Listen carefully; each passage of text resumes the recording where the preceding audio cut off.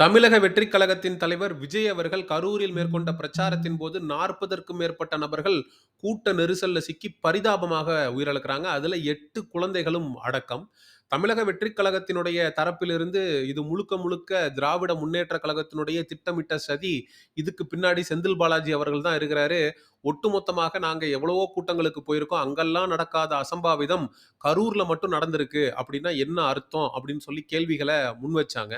அது மட்டுமல்லாமல் தமிழக வெற்றிக் கழகத்தினுடைய வழக்கறிஞர் பிரிவில் இருக்கக்கூடிய நபர்கள் தொடர்ந்து திமுக தான் இதற்கு பின்னாடி இருக்கு. சிபிஐ என்கொயரிக்கு போனா அவ்வளவுதான். எங்க கிட்ட விஷுவல் எவிடன்ஸ் இருக்கு அப்படின்னு சொல்லிக்கிட்டு இருந்தாங்க. நம்மளும் இப்ப வரைக்கும் அந்த விஷுவல் எவிடன்ஸ எப்படியாவது தமிழக வெற்றிக் கழகத்தினுடைய தரப்பிலிருந்து வெளியிட்டுருவாங்க. நம்மளும் திமுகக்கு எதிராக காணொளிகள போடலாம் அப்படின்னு சொல்லி வலிமேல் விழி வைத்து காத்துக்கிட்டு இருக்கோம். இந்த நிலையில தான் தமிழக வெற்றிக் கழகத்தினுடைய வழக்கறிஞர் ஒருவர் ஒரு அதிர்ச்சி அளிக்கக்கூடிய பேட்டிய குடுத்திருக்காரு. அண்ட் அந்த இடத்துல குழந்தைங்களை நசுக்குனது, வெளியாளுங்க உள்ள ஃபோர்ஸபிளா தள்ளினது எல்லாமே ப்ரூவ் பண்ண முடியும். எல்லாம் விஷுவல் எவிடன்ஸ் இருக்கு. எங்க கிட்ட விஷுவல் எவிடன்ஸ் எல்லாமே இருக்கு.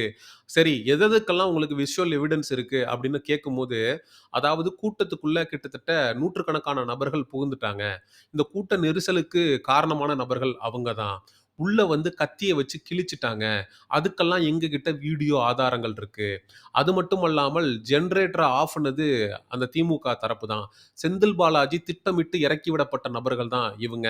அப்படின்னு சொல்லி அடுக்கடுக்காக குற்றச்சாட்டுகள இவர் முன் வச்சிருந்தாரு. சரி, நீங்க வைக்கக்கூடிய குற்றச்சாட்டுகளுக்கான ஆதாரங்கள குடுங்க அப்படின்னு சொல்லி அந்த சேனலுடைய ஆங்கர் கேக்குறாரு. சார், இது சிபிஐக்கு கண்டிப்பா மாறும் சார். காட்டுங்க. இருக்கு. காட்டுங்க. சார், நான் தரேன், உங்களுக்கு தரேன். காட்டுங்க. எல்லாமே தரேன். எடுத்து ப்ளே பண்ணுங்க. நம்ம இதுக்கு எடுத்து ப்ளே பண்ணுங்க. எப்படி? இப்ப எடுத்து ப்ளே பண்ணுங்க. சார், எல்லாமே இருக்கு. இப்ப எடுத்து ப்ளே பண்ணுங்க. எல்லாமே இருக்கு. ப்ளே பண்ணுங்க. சரி சார். எடுத்து ப்ளே பண்ணுங்க சார். அப்படி கேட்கும்போது எடுத்து குடுக்க வேண்டியதானே? உன்கிட்ட தான் ஆதாரம் இருக்குல்ல. அப்படியே உன்னையெல்லாம் நான் இறக்கப்பட்டு விட்டுட்டு இருக்கேன்டா. இதோ தைரியத்தோட என் ஏரியாவுக்கு வந்துராத. அங்க நான் டயத்த கீப் அப் பண்றது இல்ல. ரொம்ப உக்கிரமா இருப்பேன் அப்படிங்கிற மாதிரி இந்த வடிவேலும் அந்த சுந்தர் சிக்கு நடுவுல ஒரு காமெடி நடக்கும்ல, அது மாதிரி இவர் இருக்கு சார், இருக்கு. லேட் ஆயிருச்சு சார். லேட் ஆகும்ல? பரவாயில்ல, ஆகட்டும். இல்ல, ஒண்ணும் இல்ல. லெட் மீ இல்ல சார். நான் வெயிட் பண்றேன். உங்களுக்கு என்ன வேணும்? அந்த விஷுவல ப்ளே பண்ணுங்க. என்ன விஷுவல்? இப்போ நீங்க சொன்னீங்க இல்லையா? வெளியில இந்த இருந்து எவிடன்ஸ் எல்லாமே இருக்கு. எடுத்து ப்ளே பண்ணுங்க. நான் வெயிட் பண்றேன். சரி சார். எடுத்து ப்ளே பண்ணுங்க. நான் வெயிட் பண்றேன். லேட் ஆகும். I wait. பரவாயில்ல. எவ்வளவு லேட் ஆனாலும் பிரச்சனை இல்ல சார். நீ எடுத்து ப்ளே பண்ணுங்க. 3ன்றது லஞ்ச் டயம். அதுல அன்னத்துல கை வைப்பனே தவிர யார் கன்னத்திலையும் கை வைக்கிற பழக்கம் அடியனுக்கு என்னைக்குமே கிடையாது அப்படிங்கிற மாதிரி, தம்பியோட நம்பரை வாங்குங்க, எவிடன்ஸ் அனுப்புங்க. என்ன எவிடன்ஸ் இருக்கு உன்ட்ட?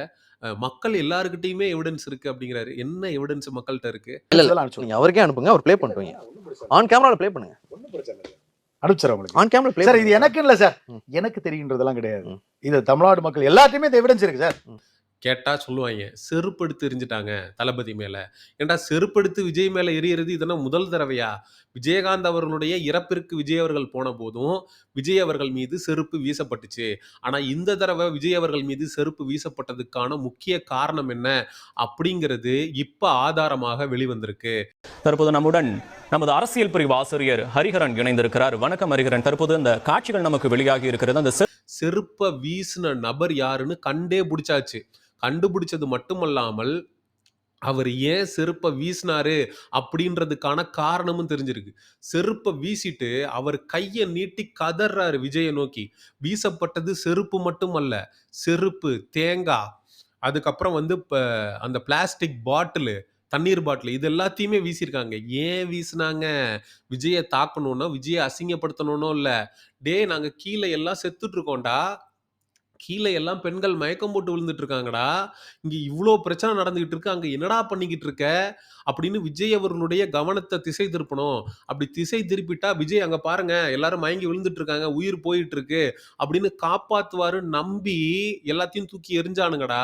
செருப்பு வீசக்கூடிய நபர் செருப்பை வீசிய பிறகு விஜயை நோக்கி சைகை செய்யக்கூடிய காட்சிகள் கூட நம்ம இதுல பார்க்க முடிகிறது. இதை எப்படி நம்ம எடுத்துக்கலாம்? இது ஒரு விசாரணையில தான் முழுமையான ஒரு கோணம் அப்படிங்கிறது தெரியும். அது ஒரு பரந்துபட்ட இடத்துல இது நடந்து அப்படிங்கும்போது நிறைய கோணங்கள், நிறைய காட்சிகள் நிச்சயமா ஒளிப்பதிவு கருவிகள் பதிவு செஞ்சிருப்போம். இதெல்லாம் இந்த ஆணையமும் கூட விரிவாக அலசும். செருப்பு வீசப்பட்டதாக பேசப்பட்டது. இப்ப நம்ம அந்த காட்சிகளை பார்க்கிறோம். செருப்பு மட்டும் அல்லாம இந்த தேங்காய்களை கூட வீசக்கூடிய காட்சிகள் இப்ப வெளியாயிருக்கு.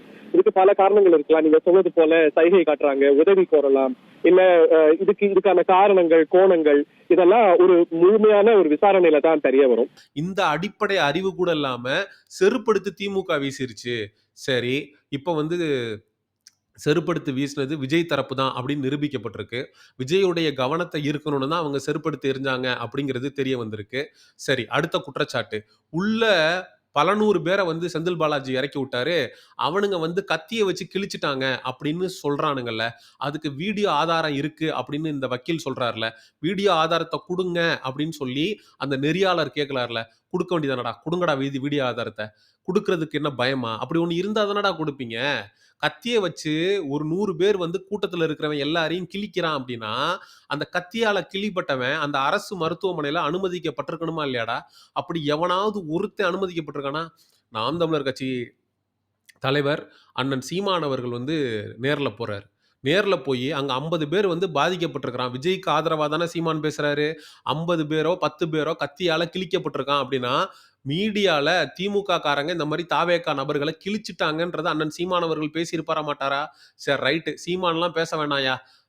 இந்த மாதிரி கத்தியால கிழிக்கப்பட்டது உண்மைதானே. பாதிக்கப்பட்டவனுடைய காணொளி எங்கடா? பாதிக்கப்பட்டவனுடைய ஒரு வீடியோவோ இல்ல போட்டோவோ ஆதாரமாக வெளிவந்திருக்கணுமேடா. இவ்வளோ பெரிய களங்கம் விஜய் மேல வைக்கப்பட்டிருக்கு. விஜயால 40 உயிர்கள் போயிருக்கு. இவ்வளோ பெரிய அசிங்கம் விஜய்க்கு. அப்ப கத்தி குத்து வாங்கினவன் முன் வந்து எங்க விஜயை நான் காப்பாத்தணும் அப்படின்னு சொல்லி காணொளி போட்டு இந்நேரம் சமூக ஊடகங்கள்ல அது பேச்சு பொருள் ஆயிருக்கணுமே. ஏன்டா ஆகல? ஏன் ஆகலைன்னா அப்படி ஒரு சம்பவமே நடக்கலடா முட்டா பசங்களா. பேசுங்க. சிஎம் சார், உங்களுக்கு ஏதாவது இந்த பழி வாங்கணும் அப்படின்ற எண்ணம் ஏதாவது இருந்துச்சுன்னா என்ன வேணாலும் பண்ணுங்க. இது ஆக்ஷன் மேடம். மேடம் இது ஆக்ஷன். இவனோட நடவடிக்கை வெளியில விட்டு பாருங்க. அப்ப நல்லா சிரிக்கிறான் பாருங்க.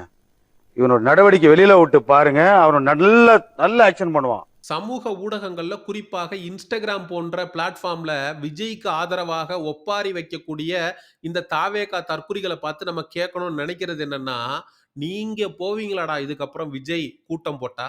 நீங்க போறது இருக்கட்டும்டா. உங்களுடைய குடும்பத்தில் இருக்கக்கூடிய பெண்களை கூட்டிட்டு போவீங்களாடா விஜயோட கூட்டத்துக்கு? உங்க குடும்பத்துல இருக்கக்கூடிய குழந்தைகளை கூட்டிட்டு போவீங்களாடா விஜயோட கூட்டத்துக்கு? இதுக்கு பதில் சொல்லுங்கடா. 40 பேர் செத்துருக்கிறான். 40 குடும்பம் பாதிக்கப்பட்டிருக்கு. பாதிக்கப்பட்டவனுடைய குடும்பத்தின் பக்கம் நின்னு பேசணும் அப்படிங்கிற அறிவில்ல. கான்ஸ்பிரசி தியரிஸ சமூக ஊடகங்கள் ஃபுல்லா பரப்பிக்கிட்டு, ஒரு குழந்தை செத்துட்டா என்ன? இன்னொன்னு பெத்துக்கலாம். ஆனா தளபதிங்கிறவர் ஒருத்தர் தான். ஒரே சூரியன், ஒரே சந்திரன். அதே போல ஒரே தளபதி தான் அப்படின்னு இவனுங்க போஸ்ட் போடுறானுங்கன்னா, என்ன மாதிரியான கேவலமான மனநிலையில இவங்க இருக்கானுங்க அப்படிங்கிறத நம்ம புரிஞ்சுக்கணும். உங்களுக்கு நான் அட்வைஸ் பண்ண பாருங்க, திருந்துவீங்கன்னு நினைச்சேன். என் புத்திய தமிழக வெற்றி கழகத்தில் இருக்கக்கூடிய தற்குறி தொண்டர்கள் தான் இதுக்கு பின்னணியில வந்து திமுக இருக்குங்கிற கான்ஸ்பிரசி தியரியை பரப்பிக்கிட்டு இருக்கானுங்கன்னு பார்த்தா, அந்த கட்சியினுடைய தலைவன் விஜய் அவர்களும் 4 நிமிஷத்துக்கு வீடியோ போட்டு, சிஎம் சார் நான் வீட்டில் இல்லை ஆபீஸ்ல இருப்பேன் சார். என் மேல வந்து நீங்க என்ன ஆக்ஷன் வேணா எடுங்க சார். ஆனா வந்து என் தொண்டர்களை என்னுடைய நிர்வாகிகளை எதுவும் பண்ணாதீங்க சார் அப்படின்னு விஜய் பேசுறாரு அப்படின்னா, நீ இன்டைரக்டா உன் தொண்டர்களை வந்து கலவரத்தை தூண்டுற அப்படின்னு தான் அர்த்தம். அங்க பாக்குறவன் ஒருத்தன் இந்த ரோஸ்ட் பிரதர்ஸ்னு ஒரு சேனலு, அவனுங்க விஜய கலாய்ச்சி வீடியோ போட்டுட்டு இருப்பானுங்க. அவனுங்க 2 பேரை வந்து ஒருத்தன் அடிக்க பாயிறான். அங்க நின்னு பிரச்சனை பண்ணிட்டு இருக்கான். ஏன்னா விஜயோடைய வீடியோவுடைய எஃபெக்ட். அதை பார்த்ததுக்கு அப்புறம் இந்த தாவேகா தற்குறிகள்லாம் வெறி பிடிச்சி சுத்திட்டு இருக்கிறானுங்க. இவனுங்கனால தமிழக மக்களுக்கு மிகப்பெரிய அச்சுறுத்தல் அப்படின்னு ஒண்ணு ஏற்பட்டிருக்கு. சரி, விஜய் தலைவன் அப்படிதான் இருக்கிறான் அப்படின்னு பார்த்தா வழக்கறிஞர்கள் அவங்கெல்லாம் பாவம். ஒரு லாயருக்கு படிச்சவங்க, மனசாட்சியோட வேலை பார்ப்பாங்க அப்படின்னு நம்ம எதிர்பார்த்தோம்னா, கொஞ்சம் கூட ஈவிரக்கமே இல்லாம எங்ககிட்ட எவிடன்ஸ் இருக்கு, எங்ககிட்ட வீடியோ ஃபுட்டேஜ் இருக்கு, கூட்டத்துல ஆட்கள் பூந்துட்டாங்க, கத்திய வச்சு கிழிச்சிட்டானுங்க அப்படின்னு கொஞ்சம் கூட மனசாட்சி இல்லாம அவனுங்க தப்ப மறைக்கிறதுக்கு இன்னொரு கட்சி மேல பழிய போட்டுட்டு இருக்கானுங்க. இது மாதிரியான ஒரு மானங்கெட்ட கூட்டம் தமிழ்நாட்டிலிருந்து முற்றிலுமாக அகற்றப்பட வேண்டும். அகற்றப்படணும்னா இந்த காணொளிய நிறைய பேருக்கு, தமிழ் மக்களுக்கு கொண்டு போய் சேர்க்க வேண்டியது இதை பார்த்துட்டு இருக்கக்கூடிய ஒவ்வொருத்தருடைய கடமை என்று சொல்லி இந்த காணொளியை நிறைவு செய்றேன். அடுத்த ஒரு காணொளி பதிவில் சந்திப்போம். நன்றி, வணக்கம். செங்குருதி செய்யோனே வங்கோடிய வேலோனே செவ்வளரி தோளோனே எங்குடிய காப்போனே